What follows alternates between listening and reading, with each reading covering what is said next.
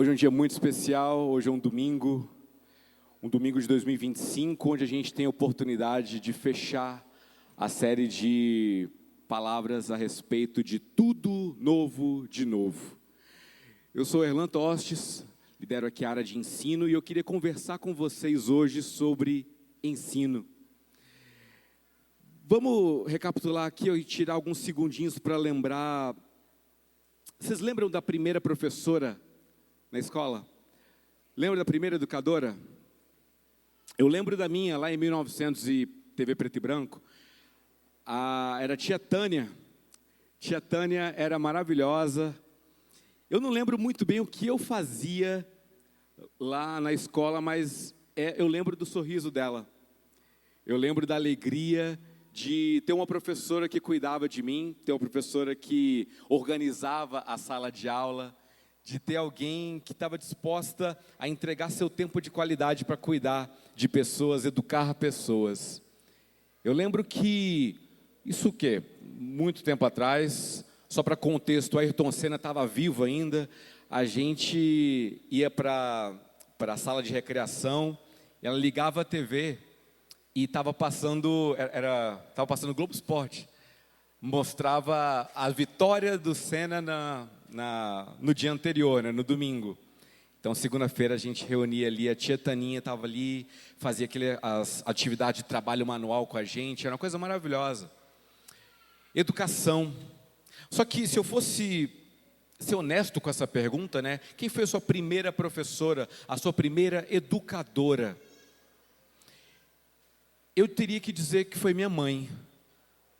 Porque antes da tia Taninha estar fazendo trabalho manual com a gente, fazendo ali recorte, pintura, botando a mão na tinta e colocando no papel, e a gente tendo aquele contato ali já no maternal, minha mãe estava em casa me ensinando o básico da vida, me ensinando a ser humano, me ensinando questões morais, questões éticas, me ensinando a escrever. Eu lembro que meu pai tinha uma máquina datilográfica, e para quem com razão não faz ideia do que eu estou falando, era um tipo de um computador sem monitor, só o teclado.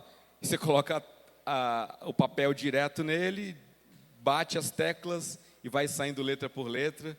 Quando chega no final, você não aperta Enter, você aperta uma alavanca que volta o carro de novo e continua digitando. Eu lembro da minha mãe me ensinando a digitar o meu nome, datilografar o meu nome. Era muito bonito, porque minha mãe foi minha primeira educadora. O processo de ensino-aprendizagem não está restrito só aos docentes profissionais. O processo de ensino não está restrito apenas às pessoas com títulos, diplomas, com qualificações acadêmicas para ensinar. O que são maravilhosos, tá? Professores precisam ser valorizados, toda a honra a eles.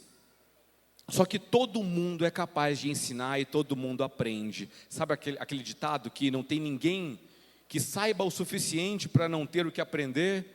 E ninguém com dificuldade que não consiga ensinar alguma coisa? Pois é, eu estou falando disso.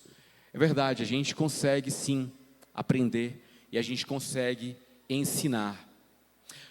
Eu lembro que minha mãe me ensinou tudo isso, andar de bicicleta, me ensinou a soltar pipa, me ensinou a ler e escrever, me ensinou até a capinar, tá? Então, vim da roça, não tenho vergonha nenhuma disso. Me ensinou a pegar a enxada. Inclusive, se vocês souberem de um lote para capinar, não tenho interesse, porque minha cota já ficou lá atrás. Hoje, novos desafios. Mas minha mãe me ensinou e chegou um ponto onde eu cresci, virei um adolescente, e eu passei a ensinar minha mãe. Passei a ensinar minha mãe como usar um celular, como botar foto no Instagram. Na época até era Orkut, né? Como botar a foto lá, como mandar um e-mail para minha tia que está lá em Portugal, como mandar, enfim, as tecnologias, né? Minha mãe me manda print do celular dela, dizendo: filho, o Android está falando que é para atualizar, o que eu tenho que fazer? Mãe, você aperta o botão atualizar. Aí ele vai atualizar. Minha mãe, eu tenho que ensinar para ela que quando ela recebe um e-mail do banco_central001@gmail.com, dizendo que a conta dela está em risco e que ela precisa regularizar a situação dela. Clique aqui para gerar o seu boleto. Mãe, isso é um golpe, isso é falso, tá bom? Não faça isso, não clique. Então, a gente vai nesse processo de uma criança que aprende, ela cresce e passa a ensinar os pais, e aí a gente passa a ter filho, e ensina os nossos filhos, né? Tudo que eu aprendi na minha infância, eu passei a ensinar para minha filha. Ela cresceu e agora ela me ensina. Contra a minha vontade, ela me ensina sobre dorama, sobre K-pop. Eu tive que aprender cada um dos caras do BTS. Então, se você não sabe quem são J-Hope, Jungkook, Rap Monster, Jimin, Suga, Deus te deu um livramento. Mas eu não tive essa sorte, então eu tive contato com esse mundo novo dela e estou aprendendo via osmose, a gente vai aprendendo. E vai chegar ao ponto onde ela vai crescer e vai ensinar os filhos e vai esse ciclo sendo eterno. Isso é o processo de ensino e aprendizagem, todo mundo aprende, todo mundo ensina. Isso é verdade na vida pessoal, no círculo social, na vida acadêmica, na vida profissional e adivinha? Na vida espiritual. A gente aprende todo santo dia e tem oportunidade de ensinar. A gente fecha hoje esse ciclo de tudo novo de novo, e esse sermão eu dei o nome para ele de Verdades Antigas para um Ano Novo. Vamos abrir nossas Bíblias em Mateus capítulo 28, a partir do verso 16. Vamos ver o que o Senhor Jesus tem a nos dizer a esse respeito. Mateus 28, perdão. É só abrir Marcos e voltar uma página, né? Fica mais fácil. Mateus 28, 16 ao 20.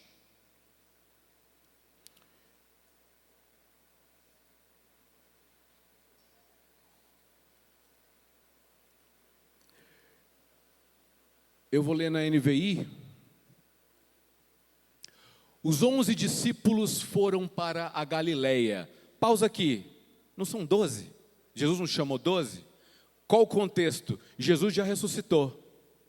Jesus ele encontrou as mulheres ali na porta do seu sepulcro e falou para elas que eu quero encontrar os meus discípulos na Galileia. Fala para eles que eu estou indo lá para a Galileia. Eles estão em Jerusalém, na parte da Judéia. Eles precisam subir para a Galileia. Eu vou estar lá esperando eles. Mas são 11 porque o 12º, o Judas, digamos que ele está indisponível permanentemente nesse período aqui. Ele já não está mais entre nós. Então os 11 vão se reunir e falar com Jesus na Galileia. E foram para o monte que Jesus lhes havia indicado. Quando o viram, o adoraram, mas alguns duvidaram. Então Jesus aproximou-se deles e disse: foi-me dada toda a autoridade no céu e na terra. Pode passar.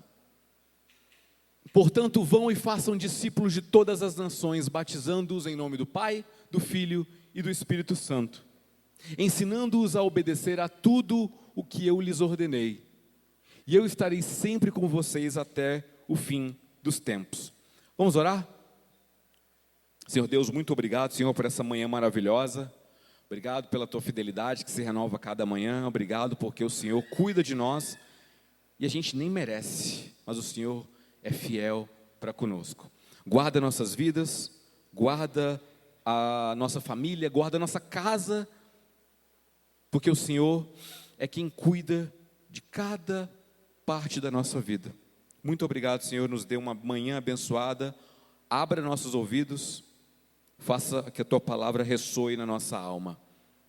É o que eu te peço em nome de Jesus. Amém. Bom, Jesus aqui ressurreto fala a seus discípulos e declara que toda a autoridade no céu e na terra foi dada a ele. E é exatamente por isso que ele pede 4 coisas para os seus discípulos. Ele pede para a igreja fazer 4 coisas. Em primeiro lugar, ele pede para a igreja ir, vão. Ele fala também, pode passar o slide, façam discípulos, batizem e ensinem. 4 coisas. Vão, façam discípulos, batizem, ensinem. Como eu disse lá no início, eu queria conversar hoje com vocês sobre ensino. Mas eu não vou ter a audácia de descartar as palavras de Jesus. Então vamos passar por cada ponto desse. Vão, né? Ou na versão da Almeida, né? Ide. Vão por todo mundo, né? Vão para onde? No primeiro século faz sentido, né? Quando a gente vai para Atos capítulo 1, e Jesus ele declara qual que é a extensão territorial, a abrangência desse vão, ele fala que vocês vão ser minhas testemunhas em Jerusalém, na Judéia, na Samaria e nos confins da terra. E se a gente der uma olhada ao nosso redor, adivinha, já estamos nos confins da terra. O Evangelho já avançou, já saiu da região do Oriente Próximo, já avançou pela Europa, já avançou pela Ásia, atravessou o Atlântico, chegou aqui nas Américas. Já estamos nos confins da terra. Onde quer que nós formos, já fomos, já é o vão. Já estamos cumprindo o chamado missionário. Se a gente está esperando um chamado missionário sobrenatural específico para a nossa vida, o chamado está aí, vão. Podem ir. Onde quer que estejamos, onde nossos pés pisam, lá cumprimos o vão de Jesus. Pode ser na academia, cadê a galera da academia aí, ó? O Joab está me levando para a academia. Projeto Tuerlan 2025 é real, mais ou menos. Vão. Na academia, no crossfit, é no clube, é no trabalho, é na faculdade, é na escola, tá? Vamos aqui, os pré-adolescentes aqui estão inclusos também. É em casa, tá? Vão da sala para o quarto, do quarto para a cozinha, cada passo é um vão. É a consciência de que o chamado missionário é integral. Nós somos chamados para sermos sal e luz onde quer que estejamos. Em segundo lugar, também tem o façam discípulos. Fazer discípulo como, né? Tem um autor que nos influencia muito, que é o John Mark Comer.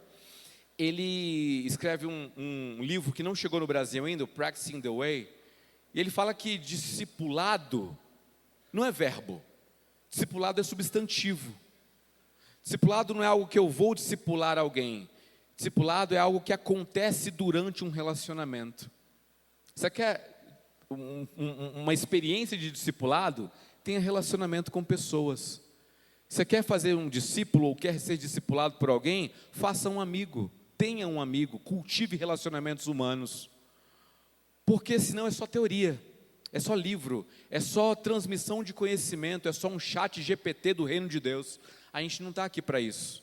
A gente está aqui para ter pessoas com as quais a gente pode contar, pessoas com as quais a gente pode confessar nossos pecados, pessoas que a gente pede oração, a gente confia o suficiente para falar: meu irmão, está difícil, ora por mim. A gente confia o suficiente para chegar no irmão e falar: olha, eu estou percebendo que você está indo por um caminho ruim, você quer conversar? Quer falar comigo? Isso é um relacionamento mútuo, onde nós cuidamos uns dos outros, nós consideramos o outro superior a nós mesmos, onde nós vivemos a vida da igreja, que é uma vida coletiva, não é no singular, é no plural. A gente faz discípulo entendendo que a comunidade a qual fazemos parte é uma família. Lembra que eu falei da minha mãe? Eu sou filho único, minha mãe só tem eu e eu mesmo. Mas, e eu que nunca descobri o que é ter um irmão, estou vendo aqui quase uma centena de irmãos. Estou vendo aqui eu tendo a alegria de falar que eu não sou mais filho único. O cristão nunca é filho único, porque ele tem um irmão em quem ele pode contar. Jesus também falou para batizar, né? Batismo é tão importante para a gente que ali na placa da igreja ali fora está escrito, né? Igreja é o quê? Batista. A gente batiza pessoas. O batismo é um rito, é uma passagem, é uma forma de demonstração da fé que é invisível, tornando-se visível através do mergulho. Em Romanos capítulo 6, o apóstolo Paulo, usa uma metáfora até macabra. Ele fala que o batismo equivale a um funeral. É eu morrendo para a velha criatura e renascendo com Cristo. Nós somos batizados porque Jesus se batizou. Somos batizados porque Jesus ordenou. Somos batizados porque Jesus morreu e na morte dele morremos juntos e ressuscitamos com a ressurreição do Filho de Deus. Nos tornamos filhos de Deus e também entramos numa comunidade de fé específica. Eu dizendo aqui, que na Batista Alicerce eu confio na equipe ministerial, eu confio nas pessoas que aqui congregam e eu quero caminhar junto com vocês. E a gente caminha junto. A gente vive tudo que a gente falou ali, a gente vai junto, a gente faz discípulo junto, a gente se torna discípulo uns dos outros. E Jesus finalmente falou também sobre ensinar. Ensinem. E aí uma pergunta justa é: ensinar o quê? Ensinar grego, hebraico? Ensinar geografia de Israel? Ensinar o nome das 12 tribos de Israel, valendo Issacar, Zebulon, cada um? Não. Parece que a gente vai ter que vai se matricular no seminário teológico, cursar as cadeiras de teologia, de exegese do Novo Testamento, de hermenêutica, de cada uma das minúcias. Olha, eu não estou falando que isso é ruim, tá? Tem pessoas chamadas para essa jornada. E normalmente são pessoas que são privilegiadas de conhecer mais de Deus, mas também de ensinar desse Deus para a igreja. Mas não é disso que Jesus está falando. Não é disso. Jesus está falando sobre um tipo peculiar de ensino. O texto diz: ensinem a obedecer as palavras que eu lhes ordeno. Olha a sacada de Jesus é maravilhosa. Vocês não têm que aprender, aliás, você não tem que ensinar conteúdo. Você tem que ensinar obediência. Você não tem que ensinar teoria. Você tem que ensinar prática. Não tem que ensinar letras. Você tem que ensinar vidas. O que Jesus nos propõe é que tenhamos, pode passar, é que tenhamos um tipo de missão, de ensino, que não é sobre decorar conceitos, é sobre moldar corações. Então Jesus não está falando o seguinte: olha, você vai ter que decorar toda a lei, você vai ter que saber o Salmo 91 de cor, você vai ter que saber cada página, do Gênesis ao Apocalipse de cor. Nem tinha Apocalipse escrito aqui, mas você vai ter que saber. Não é sobre isso. É sobre uma mudança de mentalidade que não envolve apenas conhecer o texto, mas viver o que está no texto. Não é conhecer a sã doutrina apostólica, mas viver ela. Jesus fala: ensinem a viver, ensinem a obedecer as palavras que eu lhes ordeno. Porque, convenhamos, a gente sabe que no Salmo 37, a gente precisa entregar o nosso caminho para o Senhor, confiar nele e tudo mais ele fará. Mas quando vem o problema, quando vem a crise, quando vem o desemprego, quando vem a doença, quando vem qualquer miséria que a experiência humana nos torna passíveis de experimentar, a gente esquece de confiar no Senhor, entregar nosso caminho para Ele e crer que tudo mais Ele fará. A gente sabe o Salmo 23 de cor, que o Senhor é meu pastor, nada me faltará, deitar-me faz verdes pastos, guia-me mansamente, a gente sabe, mas a gente esquece que o bom pastor nos guia em direção às águas tranquilas, mesmo que a gente esteja no vale da sombra da morte. A gente esquece. A gente vive o Pai Nosso de cor, não é? O Pai Nosso que estás no céu, santificado seja o vosso nome. Eu decorei na Almeida. Quando eu vejo na NTLH, na NVI, eu me confundo um pouco. Mas a gente esquece que o perdão só vem na medida que nós perdoamos. Uma coisa é saber, outra coisa é fazer. Jesus está falando o seguinte: igreja, vocês vão Vocês vão fazer discípulos, vocês vão batizar esses discípulos. Mas mais do que isso, vocês vão ensinar esses discípulos que eles precisam obedecer às minhas palavras. Vocês vão ensinar como que eles vão obedecer. Vocês vão demonstrar amor, porque uma hora eles vão desobedecer. Uma hora vocês vão desobedecer. E o que acontece nesse momento? Acontece misericórdia, acontece o arrependimento, o pedido de perdão. E Deus nos dá, a palavra diz que as misericórdias do Senhor se renovam a cada manhã. São 9h53 da manhã. Misericórdias renovadas. Mais uma oportunidade que temos de obedecer às palavras do Senhor.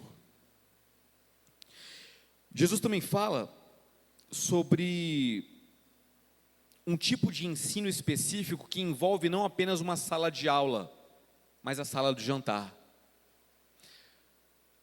Eu vivo a experiência de sala de aula e eu gosto muito de sala de aula, porque me dá recursos, eu tenho quadro branco, eu tenho pincel, marcador para quadro branco, tá? Não escrevo de pincel atômico em quadro branco, tá? Estraga, que é uma beleza, o esmalte do quadro. A tristeza que dá quando os alunos vão lá desenhar com pincel atômico. Mas desculpa, isso é só uma angústia do coração aqui, botando para fora. Mas a alegria que me dá uma sala de aula, porque a gente tem um auditório, pessoas aqui interessadas, tá bom? Só entra numa sala de aula quem está disposto a aprender. E a pergunta que vem, e que eu mais recebo, Erlan, quando é que volta a EBD? Só que eu estava sentado ali, passaram hoje 5 pessoas me perguntando, e aí EBD, quando é que volta? Eu fico muito feliz, tá, de saber isso, porque quer dizer que tem demanda, que a gente vai ter, quando estrear, quando inaugurar a EBD 25, vai estar casa cheia, graças a Deus, glória a Deus por isso. E respondendo a pergunta, março estamos de volta, EBD Alicerce 2025. Muito bom. Mas a experiência de sala de aula, ela é limitada, porque ela tem início, meio e fim. Ela começa no horário, ela tem um conteúdo que é discutido, tem uma dinâmica em sala de aula, a gente pode trazer debates, a gente pode trazer curiosidades, pode trazer informação. E as pessoas levantam a mão, participam, tiram suas dúvidas, é um momento maravilhoso. Mas chega num horário, pelo menos na nossa antiga igreja, lá em Goiás, a superintendente da escola bíblica, quando chegava 10 minutinhos antes, passava com um sininho. Em cada sala, para o professor ter noção que estava terminando o tempo. Não é à toa que ninguém gostava. Não, brincando, a gente gostava dela assim. Essa experiência, ela tem início, meio e fim. Só que Jesus não está falando sobre isso. Ele está falando de uma experiência que ultrapassa a sala de aula e chega na sala do jantar, chega no nosso quarto, no quarto em secreto, chega na cozinha, chega no almoço de domingo que a gente faz para a nossa família. Essa experiência ultrapassa barreiras, as 4 paredes e chega aqui, nesse momento. E quando terminar, ali tem um reloginho, eu tenho 18 minutos ainda. Termina os 18 minutos, termina o culto daqui das 9, você vai levantar, vai ter mais uma música aqui, vocês vão bater palma, vão cantar juntos. Não sei se vai ter aviso, mas vocês vão levantar e sair. Mas a experiência da presença de Jesus não acabou aqui. Ela permanece onde quer que vocês estejam. Quando vocês entram no carro para ir embora, quando pede Uber para ir embora, pega carona para ir embora, chega em casa, já ali faz ali já pega um frango assado de domingo. Essa experiência continua porque Jesus prometeu que estaria conosco todos os dias até o final dos tempos. E pelo que eu vi aqui no meu Google Agenda, o final dos tempos não chegou. O que significa que Jesus está aqui. E tem o interesse de nos ajudar a obedecer às palavras que Ele ordenou. Essa experiência é maravilhosa. A sociedade fala o seguinte, olha, o que te faz feliz não pode estar errado. A sociedade fala que você vai gerar o seu próprio propósito. você é o protagonista da sua vida. E Jesus fala: eu estou ordenando vocês a obedecerem às palavras que eu lhes digo. Me parece que existem sim verdades eternas, e que não depende de nós mesmos defini-las, mas obedecer o que Jesus fala. Em segundo lugar, Jesus fala também tudo o que é necessário para uma vida plena. Um discípulo poderia chegar e falar: Senhor, eu topei, tá? Topo obedecer às suas palavras. Só tem um problema, eu não sei quais são. O que o senhor disse mesmo? Sabe o aluno no final da aula, que não faz ideia do que o professor falou? Ele ouviu a aula inteirinha, mas não escutou nada. Às vezes a gente é assim também. Senhor, eu vou te obedecer, só que eu só não lembro o que eu tenho que obedecer. Às vezes eu nem sei, tá? A gente pode estar falando aqui para novos convertidos, justo, ok. Ou pessoas mesmo que não lembram. Então não seja por isso. Não vamos sair daqui hoje sem falar sobre o que Jesus tem a nos dizer em áreas impactantes de nossa vida. Em primeiro lugar, o que Jesus falou a respeito da vida eterna? Jesus falou: eu lhes asseguro, quem ouve minha palavra e crê naquele que me enviou, tem a vida eterna. Não será condenado, mas já passou da morte para a vida. Então Jesus está ensinando. Se você tem alguma dúvida sobre o que acontece no dia em que o seu coração parar de bater, seus sinais vitais se forem, seus olhos se fecharem e você partir para a glória, se você tiver crido na palavra daquele que o enviou, tiver entregado seu coração para Cristo, tiver vivido uma vida onde não é mais sua, a vida de Deus, quem está no controle é o próprio Cristo, então você já passou da morte para a vida. Você não vai ser condenado, você vai ter uma vida eterna. Tem muitas palavras na Bíblia, se a gente for falar sobre cada uma delas, sobre as promessas de segurança da nossa salvação, de como Jesus nos salva de nós mesmos, nos salva do nosso próprio pecado, nos salva das nossas próprias ações que nos separam de Deus. A gente vai ficar aqui e vai terminar em novembro, mas acho que é suficiente a segurança da salvação que Jesus nos oferece, quando nós cremos de todo o coração nas palavras e naquele que envia essas palavras. Quando entregamos nosso coração para o Senhor, estamos livres da morte e viveremos uma vida eterna. Então não tem mais dúvida, ensine a obedecer às palavras que eu vos ordeno, essa é uma delas. Mas não foi só sobre vida eterna, Jesus também falou sobre o amor. O que ele tem a falar sobre o amor? Ame o Senhor teu Deus de todo o teu coração, de toda a tua alma, de todo o teu entendimento. Esse é o primeiro maior mandamento. E o segundo, semelhante a ele, é: ame seu próximo como a si. De novo, ame seu próximo como a si. Legal, só para saber. Aí alguém pode falar: Senhor, de novo, eu concordo, eu vou amar o próximo como a mim mesmo, mas como que eu faço isso? Quando Jesus foi perguntado sobre isso, ele resolveu contar uma história de alguém que viu à beira do caminho uma pessoa necessitada, uma pessoa que foi espancada por ladrões e estava à beira do caminho, e essa pessoa etnicamente era inimiga, né? Um samaritano e um judeu não se davam bem, então ele conta a história de um bom samaritano que demonstra o amor na prática, não é só em palavras, é na prática, é na vida real. É cuidando, é colocando, é custeando o tratamento, é amando aquela pessoa, resgatando ela dos males deste mundo. É assim que se ama na prática, é fazendo, é dizendo: conta comigo, é dizendo: posso te ajudar, é dizendo: ei, está doendo, né? Não tem nada que eu possa fazer, mas você pode contar com a minha presença. Lembra dos amigos de Jó? Amigos de Jó passaram 38 capítulos debatendo com ele sobre o que aconteceu com a vida dele.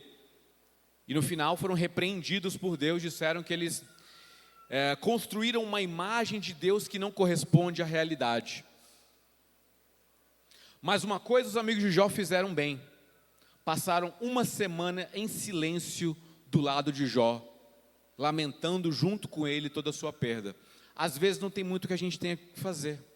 Às vezes a gente fica em silêncio e oferece nosso abraço, nosso ombro amigo, a nossa presença. Isso já demonstra muito mais do que uma tentativa falha de explicar o inexplicável. O amor se faz na presença. Jesus também falou mais coisas. Ele falou a respeito do perdão. Perdoai as nossas ofensas como nós perdoamos quem nos tem ofendido. Ok, beleza. Isso aí está muito claro. Difícil é fazer, né? Difícil é abrir mão do nosso ego que foi ferido, porque quando alguém nos ofende, não está nos machucando fisicamente, mas nos machuca moralmente. Quando alguém fala algo contra nós, quando alguém tem algum tipo de ação que fere nosso ego, fere nosso ser, a gente sabe que não é verdade, é uma injustiça que ocorre conosco. E Jesus está falando: abra mão, perdoe, porque você também comete pecados que ferem o Espírito Santo, que entristecem o Espírito Santo, e Ele ainda assim te perdoa. Então perdoamos, somos perdoados na mesma medida em que perdoamos. Essa é uma ação que a gente precisa fazer, não apenas saber. Jesus também falou mais coisa, falou a respeito de prioridades. Ele fala: busque em primeiro lugar o reino de Deus e sua justiça. Ele fala sobre o que eu tenho que fazer em primeiro lugar na minha vida, é buscar o reino de Deus, tá bom? E a sua justiça. Então não é a minha própria justiça, é a justiça de Deus, é nos parâmetros divinos e não nos meus próprios, porque a minha própria justiça, Isaías capítulo 62 fala que as justiças do homem são como trapos de imundícia. A gente tem um senso de justiça que é oriundo da justiça divina, só que ele é corrompido, ele é quebrado pela queda. O pecado turva a nossa visão e às vezes somos injustos nos nossos julgamentos. E o nome disso é preconceito, o nome disso é discriminação. Isso se manifesta de várias formas na sociedade. Mas o parâmetro correto é a justiça do reino de Deus.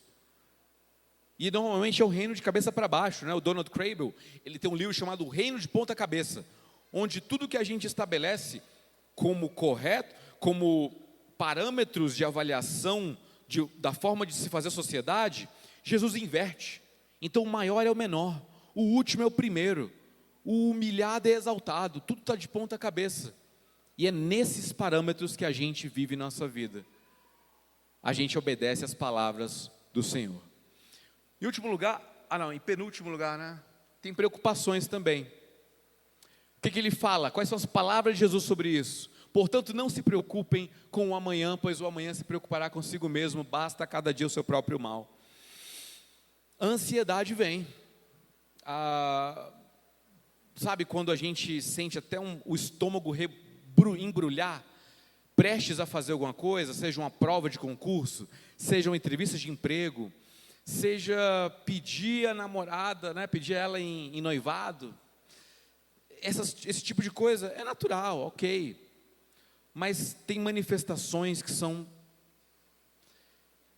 doentias, que a gente não faz baseado simplesmente no medo do desconhecido, mas a gente faz por desespero do dia do amanhã.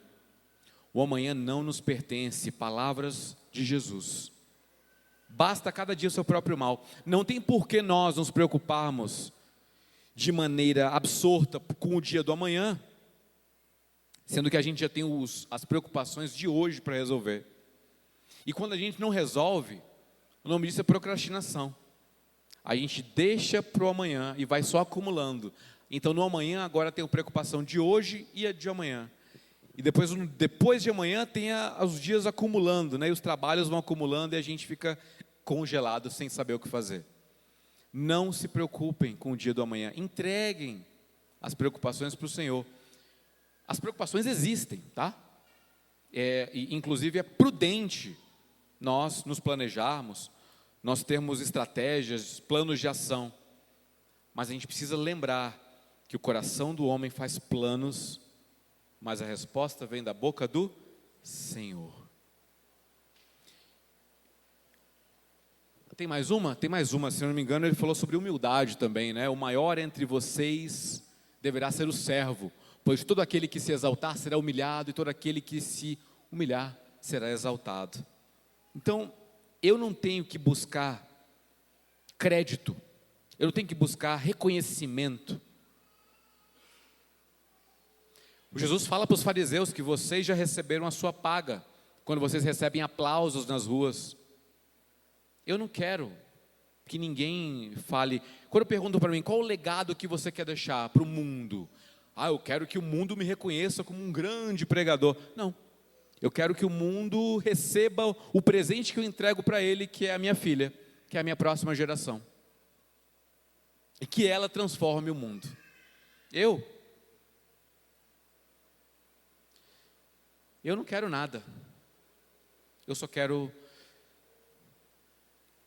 reverberar as palavras de João Batista, que ele cresça e eu diminua. Se a gente inverte isso, se eu cresça, a gente está querendo diminuir a Deus. O nome disso é orgulho, soberba, vaidade. E a gente leu Eclesiastes, Provérbios, o suficiente para saber que não é um caminho muito legal, o caminho da vaidade. Humildade sempre. Palavras de Jesus. Em último lugar, o Espírito Santo nos faz lembrar das palavras de Jesus. Vamos lá, vamos fazer o caminho do que foi falado aqui. Vão, façam discípulos, batizem, ensinem.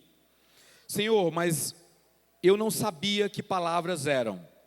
Mas agora o Senhor está me refrescando a memória e eu sei quais são as palavras que eu devo obedecer. Ok, Senhor, eu topei obedecer. Só que tem um problema. Vez ou outra eu esqueço.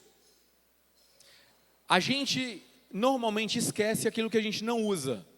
Eu estudei na escola função trigonométrica, seno, cosseno, tangente. Lembro hoje? Não faço ideia como calcula energia potencial gravitacional. Não faço ideia. Eu passei na prova de física lá em 2002, passei. Hoje, não faço ideia como calcula. Bhaskara, esse eu lembro porque minha filha teve que estudar durante a pandemia. Opa, menos B mais ou menos raiz de B ao quadrado menos 4AC sobre 2A. Pá, toma essa. Essa eu lembro. Mas, se eu for pedir para calcular, lembra disso? Delta T, delta V, eu não lembro mais. Eu lembro que tem uma coisa, FMA, né? Força, massa, aceleração. Só que colocar isso em prática, eu não... Gente, eu não sou de exatas, eu sou de divinas. Foi boa. Yes. Vou repetir no das 11. Essa foi boa.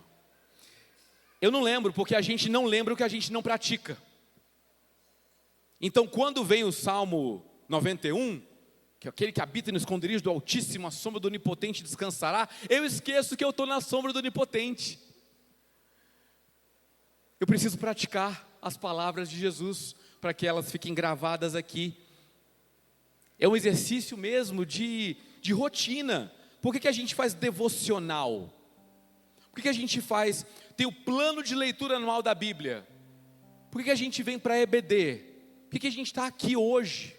Num culto pela manhã, ouvindo uma palavra que todo mundo, ou pelo menos boa parte da igreja já ouviu. Mateus 28, grande comissão, ide por todo mundo, pregar o evangelho. A gente já ouviu, mas a gente precisa ouvir de novo para refrescar nossa memória, para a gente lembrar de praticar o que a gente já sabe. Mas Senhor, eu esqueço. Não tem problema. O Espírito Santo fará lembrar as palavras.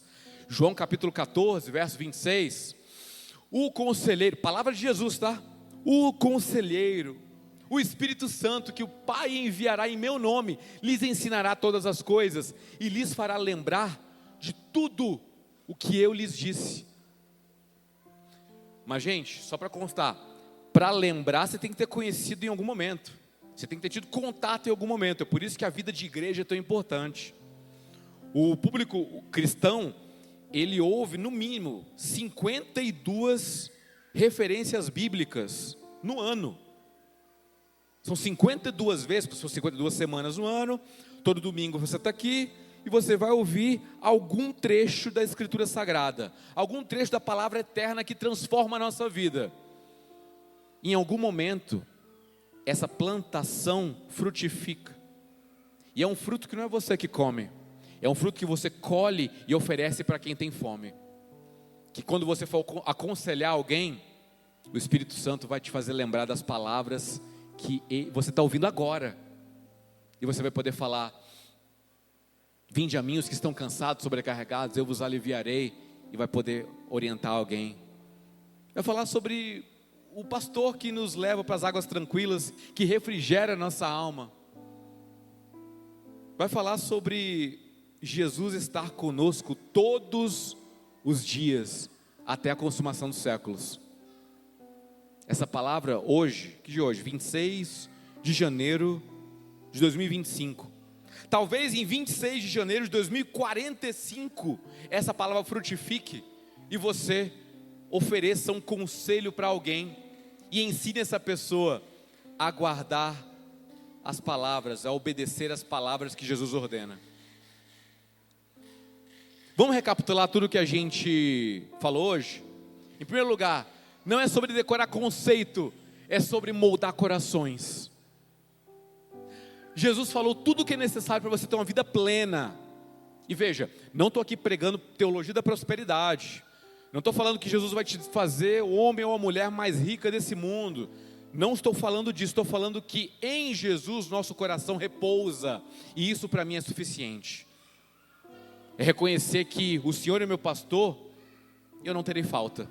Porque o pastor está comigo e Ele me supre tudo o que eu preciso. Em terceiro lugar, o Espírito Santo nos faz lembrar das palavras de Jesus, porque a gente esquece. A gente esquece de refrear a nossa língua e responde bruscamente nosso cônjuge. A gente esquece. Eu esqueço toalha em cima da cama. Outro dia minha esposa mandou uma foto. Meu amor, tá de brincadeira, né? Essa toalha aqui. Esqueci. Eu sei que eu tenho que pendurar, eu esqueci. Às vezes eu também esqueço do que está aqui. Certas toalhas em cima da cama que a Escritura nos fala para não deixar. A gente vai lá e faz. Mas o Senhor é misericordioso. O Senhor é providencial. O Senhor cuida de nós, nos faz lembrar. Porque a igreja, o papel da igreja é ir, avançar, fazer discípulos, batizar e ensinar as pessoas a obedecer as palavras que Jesus ordena. Eu não falo nada de mim mesmo, não é da minha cabeça, não é do curso online que eu fiz ali, como pregar, né? Nem é isso. Eu estou falando o que Jesus falou. A igreja faz isso tem 2000 anos e vai continuar hoje falando verdades antigas para janeiro, para fevereiro, para março, para todos os meses de 2025, para todos os anos de nossas vidas, até a consumação dos séculos. Amém. Vamos orar? Feche os olhos. Senhor, eu não sou ninguém, mas eu sou alguém que fala de um alguém que realmente importa. Obrigado pela tua fidelidade, obrigado pela tua palavra, obrigado porque o Senhor nos ama e demonstra o seu amor, não apenas com palavras. Se fosse com palavras já era suficiente, porque a palavra de Deus transforma. Mas o Senhor também demonstra com ações, o Senhor cuida de nós em cada momento. Então eu peço para o Senhor, renova nossa esperança, renova nossa mentalidade, faça com que nós obedeçamos o Senhor, não de forma legalista, mas de todo o coração. A gente te obedece porque o Senhor tem autoridade, o Senhor manda. A gente te obedece, Senhor, porque o Senhor sabe o que é melhor para nós. Porque quando a gente faz o que é da nossa própria vontade, dá ruim. Então, Senhor, hoje pela manhã entregamos o nosso coração, entregamos a nossa vontade a Ti, de todo o coração, em nome de Jesus. Amém e amém.